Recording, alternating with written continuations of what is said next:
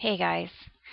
So I've had a couple of requests from people, and most recently, someone from New York was requesting to know what my accuracy record is. And I appreciate requests like that because I'm a reasonable person and I understand the concern about whether or not to take something seriously. Well, I can tell you I take these visions and dreams that I have very seriously because I've seen 20 fulfillments at the very least, 20 fulfillments since 2011 of these visions and dreams. Um, but, and that's just what's proved on YouTube. So, I mean, if you go to my channel page, this is probably the first place that I would direct you to, because on my channel page I have two different playlists on dreams and visions. The first playlist here is Proof the Visions Come True, and in this playlist I have all of the dreams and visions that I've uploaded to YouTube that came true after I uploaded them. And then the second playlist is Dreams, Visions, and Synchronicities, and that basically has all of the dreams and visions that I ever uploaded to YouTube. So a lot of them have not been fulfilled yet. But so that would be the first place that I would direct you to. But I also just want to say this because I had to learn this the hard way as well. Don't put all your trust. I mean, I'm sure you know this, but I feel like I have to say it, because some people, believe it or not, they don't know this yet, or they don't understand this yet. Don't put all of your trust in a person. I mean, I don't care how accurate they are. Don't do that, because I know I've been wrong in the past, and I know every single person I've ever known in my life has been both right and wrong about different things. So don't put your trust in a person. If you really want to know, I mean, like for example, if you're living in New York or Jerusalem and you want to know if you should get out of there, I would tell you pray about it. Because even if you don't have dreams and visions, there are other ways that, whatever you want to call it, whether you want to call it God or divine communication, whatever you want to call it, there's all these different ways of giving you, like if you're praying about it, you might get confirmation of something in a different way other than a dream or a vision. So that's what I would say, just to pray about it, because that's probably the best way for you to get the answer that you're seeking, not through me. You know what I mean? But I am going to honor that request, because I think it's important for us to for I'm doing this for everyone else that's trying to make predictions on YouTube, because I've learned what not to do. And so I'm doing this for them as well, just to let them know, this is what you don't look at, and this is what you know what I mean? So I don't have all the answers, but this is what I've seen. So this chart right here is basically the accuracy record that you will find on my channel. This is everything that has been accurate on my channel. I have, in this larger portion right here, it's the visions and dreams that have been fulfilled. And like I said, there have been, at the very minimum, there have been at least 20 since 2011. So those are just visions and dreams themselves. They're not my interpretations of the visions and dreams, just the visions and dreams themselves. The second portion right here is predictions that I've made that are based on the visions and dreams. This next portion is predictions that I've made that are based on the Bible. And then this third portion here in purple is predictions based on axis shifts in the past. And then this last smaller portion here is predictions based on media. So I know for me, I don't look at media, like for example movies and television and stuff, and we all know that's valid because we saw how many just obvious references to the Twin Tower tragedy, how many references there were in movies and television prior to 2001. I mean, there's so many I can't even count. And we all know that. And so a lot of people will just go into movies and TV and try to find clues. But for me, on my channel, that's the least accurate way of making a prediction. And so the only time I'll talk about media and movies, at least now, is if they coincide with the Bible and my visions also. Because I know that my visions and dreams are the most accurate way of predicting things, at least on my channel. So that's just my own personal experience right there. Maybe it'll be helpful to somebody. This right here is a table that I made. And this is just my own personal predictions based on logic and reasoning. This does not include all the visions. So like I said, if you want to see all the visions that have come true, it's in that playlist on my channel. And I'll probably link it below here so you can see that as well. But here's what it is, okay? Probably the most well-known prediction that I made was in March 2011. And that prediction it actually was fulfilled on the date that I predicted. So I predicted that there would be an axis shift and a large quake somewhere along the edge of the Pacific Plate between March 11th and March 15th. So that was fulfilled on March 11th, but there were several factors, and I want to show you what they are, because what happened was then later I was misled and I made an inaccurate prediction about September 2011. So what I want to do just very quickly is show you the difference between these two predictions. So what not to do, you know what I'm saying, if you're trying to predict something.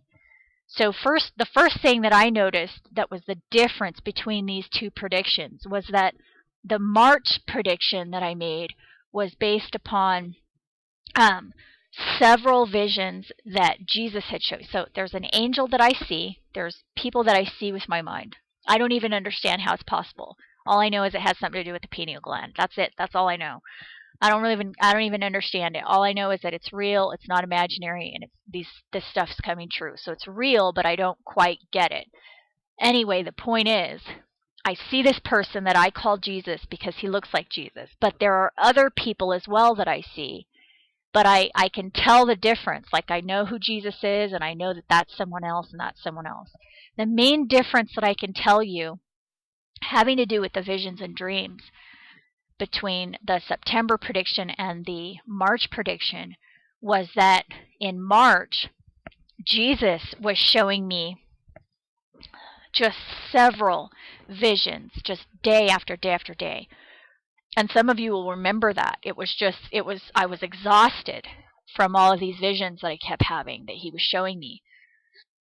And so there were multiple visions of this axis shift that I was seeing and this tsunami and everything that I was seeing before this event happened. However, with that September prediction that a lot of us were making, a lot of us were deceived by that whole Elenin thing. With that prediction, the only vision that I thought was associated with that was a vision that I had seen of an angel that looked like Moses, and he was showing me a rock hitting the Twin Towers. So I incorrectly interpreted that might mean an asteroid would hit in September of 2011, and obviously that didn't happen. So that was an incorrect interpretation of one vision that I had. So the difference between that and March was that, number one, it wasn't Jesus, it was a different angel, and number two, I only had one vision that was vaguely associated with September, whereas these other visions came from Jesus, and there were multiple visions, all of the same thing, this axis shift, and this thing in the sky that was aligning with it. There was some type of alignment happening, and that he kept showing me that over and over again. So the next thing that I would notice between these two was that was that there were two axis shifts that happened. There were two specific alignments that happened that involved axis shifts. Now, I don't know why this happened with Comet Ellen, the Comet Ellen in orbit. I have no idea what's going on with that. All I know is that it's a fact. It's a fact that there were two axis shifts when Comet Ellen was in alignment with Earth and the Sun on that JPL diagram that was put out by the Jet Propulsion Laboratory. So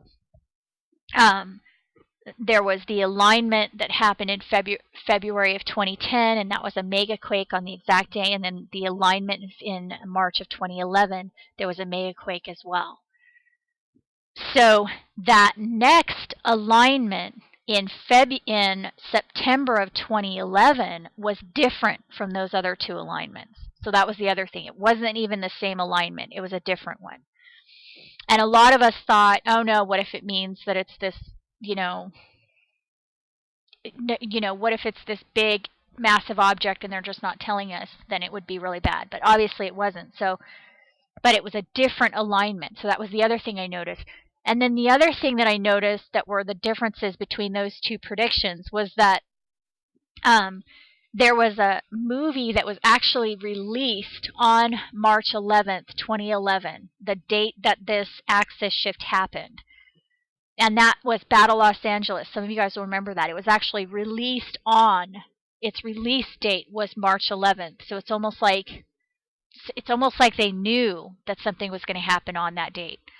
So those are the things that I noticed. And then with the September prediction, there was not, as far as I know, there was not any movie that was due to be released on that date, September 30th, 2011. So there was a movie that had all of these associations with Comet Ellen, but it was unfortunately not associated with.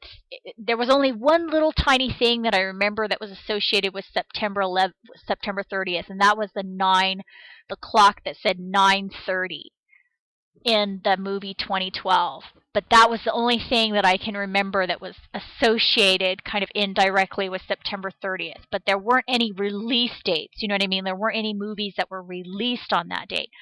So that's the only thing that I can think is different. Please, I'm not trying to say don't pay attention to movies and media. It's obvious that movies are telling us what's going to happen before it happens. It's just that for me, I will only pay attention to the movie if it's talking about something that I already see a pattern developing in the Bible or my vision. So, for example, March 22nd, down here, this time period is a time period that's in the Bible, that's agreed by many other people. It's in the Bible, and also there's a couple movies that are being released on that date that are kind of associated with this whole line of thinking, and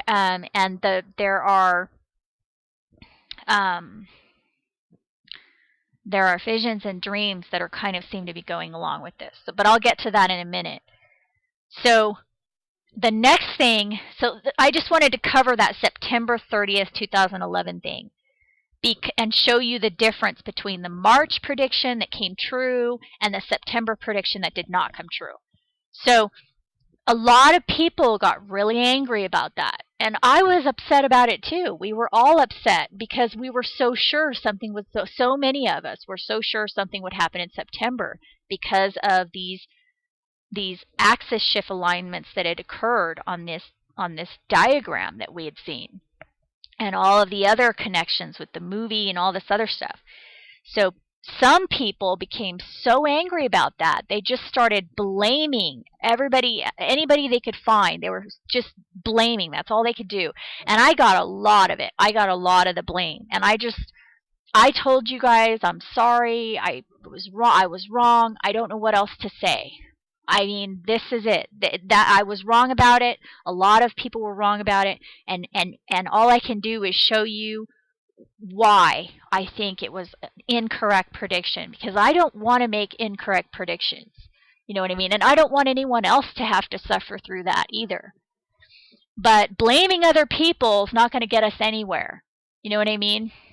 I saw a lot of people deleting videos and just spreading a lot of blame after that. And that's just not going to get us anywhere. But let me go into the rest of this table in part 2.